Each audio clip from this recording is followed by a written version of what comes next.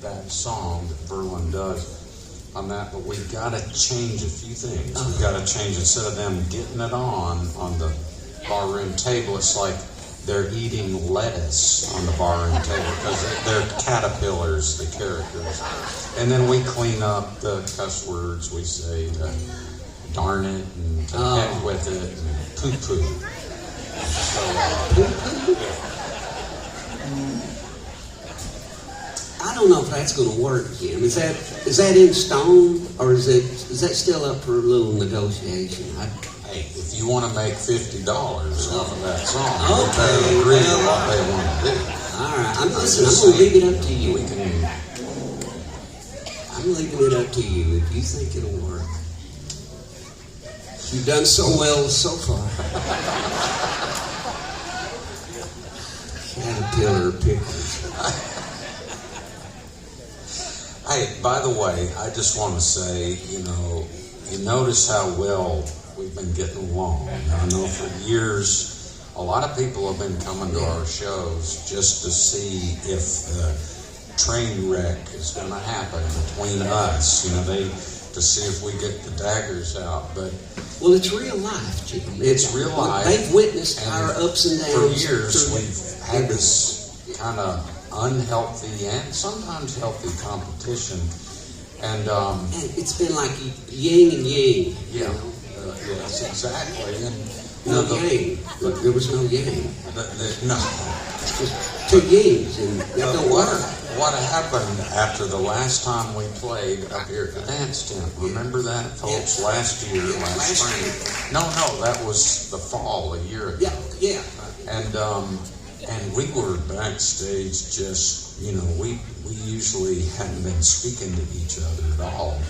And we were, Jim would do a song and then ask someone else to relay it to me that it was my turn. Yeah, he wouldn't even look at me and say it's your turn, but he would look over there and tell the stage manager, please tell VERLON it's his turn. It was terrible, folks. It had gotten to that point, and I after that show, I just said inside to myself, I said, that's it. I can't work with that son of a insect bee again. I can't do it. And so as I was packing up my gear, I felt this hand on my shoulder, and I turned around, and it was VERLON. And I thought, usually he's kind of rough with me whenever he touches me. And I said, what is it, VERLON? And he said, I got to tell you something. And I said, here it comes. What kind of verbal abuse is he going to hurl at me today until I cry, as usual? And I said, go ahead, VERLON. What is it?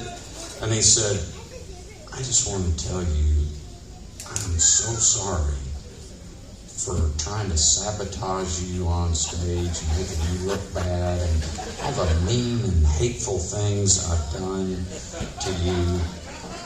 Oh, by the way, let me interject something. He left me, he's always looking out for me now, and he left me about 10 messages till they filled up today. He said, listen, I know I hope you get this in time. They've changed our show to 2 o'clock.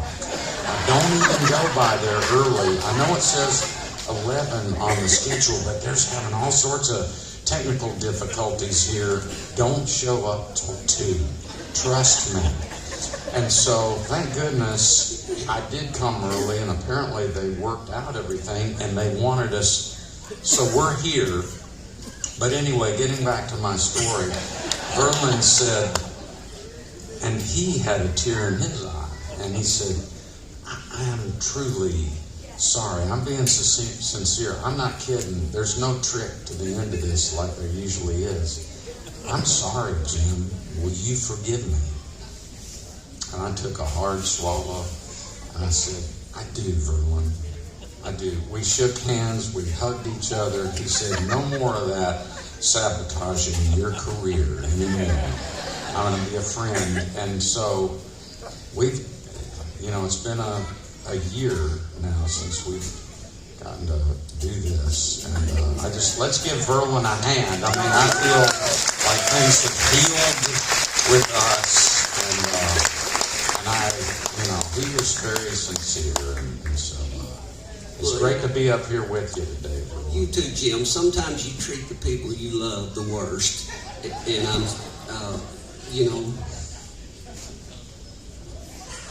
Wow. We should move on. Let's do. I love you too, Verlon. Let's not go that far. Let's hear it again for Verlon. It takes a big man to make it wrong.